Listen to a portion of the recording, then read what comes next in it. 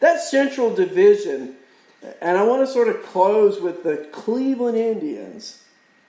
They sent those two stud pitchers, Plesac and Clevenger, down to the farm. Other players are saying, if you bring them back, we're quitting. Yeah. So they're on the farm. Let me ask you a question. I'm going to pose it this way. Cleveland decides to trade both of them. Right. Which teams, and I will give you one, I'll go second, okay? Since I'm asking the question, you go first. Give you time to get your thoughts together. Which teams become legit trade partners with the Indians for either Clevenger or Zach Plesac? You go first. Well, that's kind of little. That's interesting because as I'm looking down through here, I guess the one team that could really use their help, and I don't know that they could get enough prospect firepower. The Phillies come to mind, just because their offense is really good. But I just outside of, and I'm not a big Aaron Nola fan. I mean, I'm not saying he's not good. I don't think he's, he's more of an innings eater that puts up decent stats than a SP. He's more of an SP2 to me. Mm-hmm. I don't know enough about Spencer Howard yet. I know what his prospect lineage is, but I haven't seen it from him yet, so I'm not sold on him. I mean, you look at the offense, and of course, they spent the big money on Bryce Harper. To me, I think the Phillies make a lot of sense. What do you think, Arn?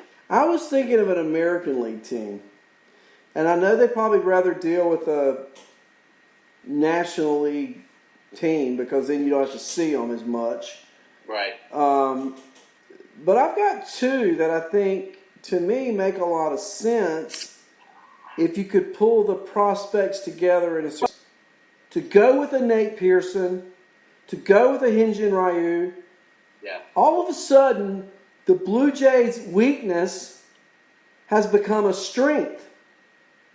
And the Blue Jays are sitting at 8-11. That's not insurmountable to get back in the playoffs this year, but these are young guys. What's Plesac, 24? Clevenger's 29? Right. Another trade partner, I think, for different reasons, I'm going here, the Yankees make a perfect trade partner because the Yankees are playing to win now. Right. And they have talent. They have pitching talent. They have hitting talent. They could send some or both of that to Cleveland. And all of a sudden, you put a Clevenger. Think about this, Chappie. You put a Clevenger in that Yankee rotation in a short series. All of a sudden, that changes the litmus. I mean, I think the Yankees are good, but I think that pitching now becomes extraordinarily good. Yeah. And so I like either of those trade partners because I know the Blue Jays have a lot of young talent. I know the Yankees have young talent. I don't really see a team like, I don't know, I was thinking San Diego. They've got young pitchers. They don't need young pitchers, Right. But Cleveland set the precedent. Look, last year midseason they trade Trevor Bauer. Right. They're not afraid to trade a star pitcher. It all depends on what they get back, right? Exactly. And I got to believe behind the scenes right now, they're having discussions with various teams. They're not going to talk about it. They learned their lesson with Francisco Lindor. Right. We're not going to talk about trading him. We're just going to be like a thief in the night and do it. Right. And I'm sure there are other teams, but I don't see them trading within their division. I don't really like them going to the Yankees. I look at that Atlanta Brave team, decimated by injury, sure, but what if you put a Clevenger on the Braves? And the Braves have the system. The Dodgers have the system. You put Clevenger on the Dodgers, that's ridiculous. Put him on, like you said, the Braves. That sets the Braves up. But, I think, to me, I don't know what the Phillies would give up, but I think that's the National League team that should be aggressive in moving towards getting pitching help. Because let's be honest, the Dodgers don't need them. No, they don't. And how many times have you seen trades, Chappie, where remember when John Lester got look, I remember back when Arizona got Kurt Schilling from the Phillies. They gave away nothing. Right. And they got Kurt freaking Schilling. Right. I can see some team making some ridiculous trade because I think there's a lot going on with those two guys in that clubhouse. I don't think they pitch again for Cleveland. I don't either. I honestly don't. And that might be the only trade that comes up on the trade deadline. Maybe. But I agree with you. I think it happens. I tell you who could really use them. The Mets. Oh. Yeah, you ain't kidding there. I mean, do you deal... So I'll throw this at you. Do you deal a Dom Smith to get a Clevenger? Because you're not going to get him for free. If I'm Cleveland, I'm looking right at Jimenez. I'm looking at Dupont. I want one of those guys. What if you can get... Start talking. So get it. Get Jimenez. Great speed, great contact hitter, good defender. You're going to probably lose Lindor. Jimenez moves over to shortstop. Right.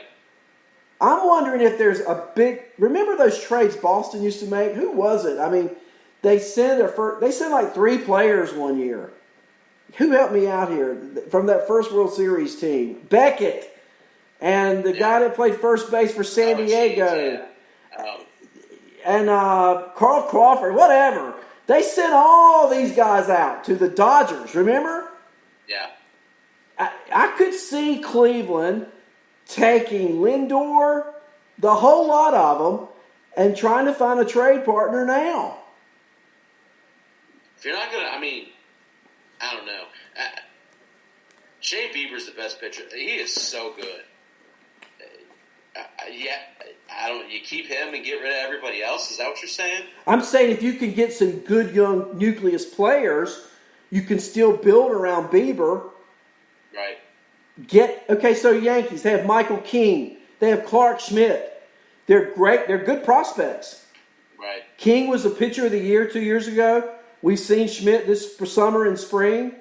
So what if the Yankees ship them a couple of pitchers and a Miguel Andujar?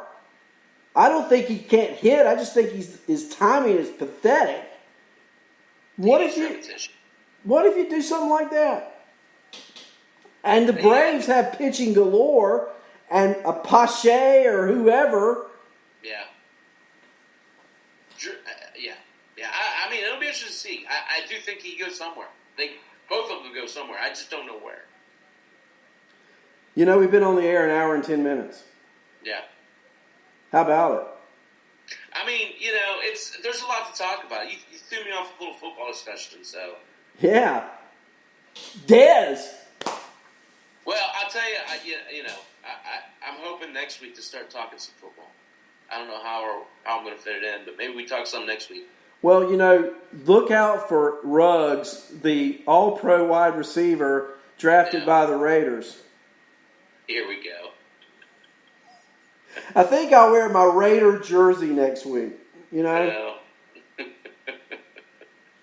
It'll be interesting. It'll be fun to see what happens with the pros. Yeah. I'm excited to see them play.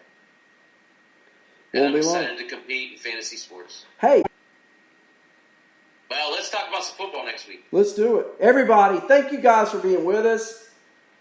This is the most fun a human being can have after dark and not get caught doing something they shouldn't, So, Chappie, great job. Beth at 7 and here with me tonight. Thank you so much thank you for the time that you spend, my friend. Because people don't realize these things don't just happen. Right. I even have some notes tonight. Look, real quick. Ready? I've got some notes tonight. But we have to have some kind of organization or nothing happens. And I know you put a lot of time in, and I really appreciate it. And it is a pleasure to be able to say I do a podcast with my man Chappie. I feel the same way about you, brother. I know you work really hard at what you do. You might pull that one card up, but I know you put more into it than pretty much anyone else I know. So money, Arn. Let's do it! Everybody have a great night. We'll talk to you next week. Later, guys.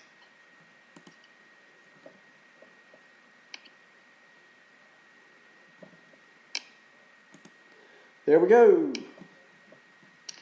Went by fast. Yeah, it always does. I gotta get to bed, buddy. I gotta get up. I got a 7 o'clock tomorrow morning. I told you I wasn't lying. I was up till 1 o'clock last night working on this.